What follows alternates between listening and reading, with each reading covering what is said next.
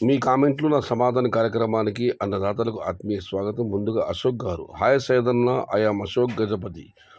ఉగాది తర్వాత small boss 400 వెళ్తుందా? దీనికి సుదర్శన్ రెడ్డి గారు రిప్లై ఇచ్చారు. స్మాల్ బాస్ 250 రూపాయలు వెళ్తే చాలు స్వామి, అంతకు మించి ఆశ లేదు. ఉగాది తర్వాత అంటే ఇంకేముందన్నా, 2 రోజుల సమయం మాత్రమే. Wait and see. ఇక చంద్రశేఖర్ గారు, హాయ్ అన్న, టమోటా రేట్స్ ఒకరోజు పెరుగుతాయి, ఒకరోజు తగ్గుతుంది. ఎందుకు ఉగాది తర్వాత 15 కేజీ బాక్స్ 300 వెళ్ళే ఛాన్స్ ఉందా అన్న ఇవాళ 3-4 రోజులు స్థిరంగా మదనపల్లి ధరలు కొనసాగి, కానీ ఇవాళ మాత్రం మదనపల్లి దిగుమతి రెట్టింపు అయింది. మన లోకల్ కాదు, ఉమ్మడి అనంతపురం జిల్లా నుంచి కాయలు విపరీతంగా రావడం జరిగింది. దిగుమతులు బట్టి ధరలు మారుతూ ఉంటాయి. ఇక ఉగాది తర్వాత చాలామంది అడుగుతున్నారు. కేవలం 2 రోజుల సమయం మాత్రం ఉంది కాబట్టి ఒక 5 రోజులు ఎదురు చూద్దాం. పోయా మోసం సుబ్రహ్మణ్యం గారు, హ్యాపీ రంజాన్ ఎన్టీఆర్ బ్రదర్. ఉమాశంకర్ రెడ్డి గారు, థ్యాంక్ యూ సోదరా. ఇక మనం మరొక కార్డు పరిశీలిస్తే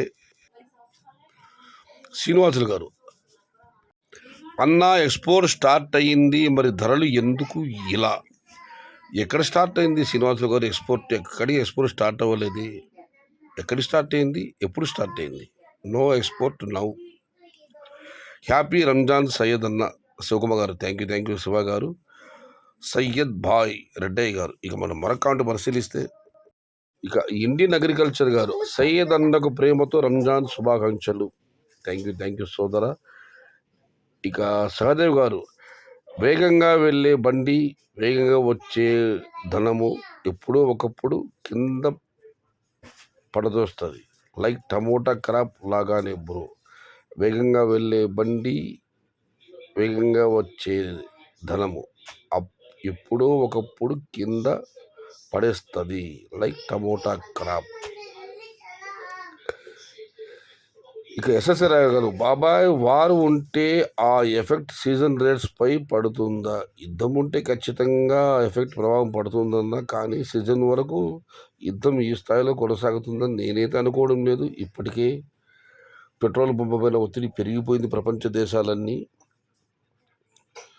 కాబట్టి యుద్ధం అందులో జరగకపోవచ్చు నేను అనుకుంటున్నాను. కానీ అమెరికా అధ్యక్ష పీఠంపై ఉన్నారు ఒక మూర్ఖుడు, మతి స్థిమితం లేనివాడు. అతని తోడు భూతం బెంజమిన్ నెతన్యాహు. చూద్దాం ఏం జరుగుతుందో. ఎస్ఎస్సి గారు, దీనికి రిప్లై కామెంట్ వచ్చింది. శివకుమార్ గారు, ఖచ్చితంగా ఉంటుంది. ఈ యుద్ధం ఇలాగే కొనసాగితే అనేక సమస్యలు మొదలవుతాయి.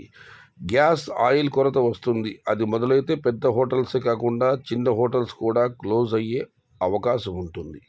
హోటల్స్ జరగకపోతే పచ్చి సరుకు డిమాండ్ ఉండదు. ఇప్పటికే పెద్ద హోటల్స్ క్లోజ్ అయ్యాయి.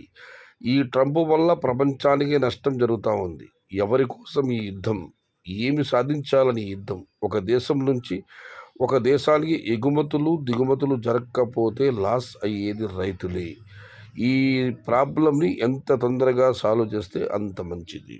చాలా చక్కని కామెంట్ పెట్టారు శివకుమార్ గారు. ఇదైతే వాస్తవం. ఇది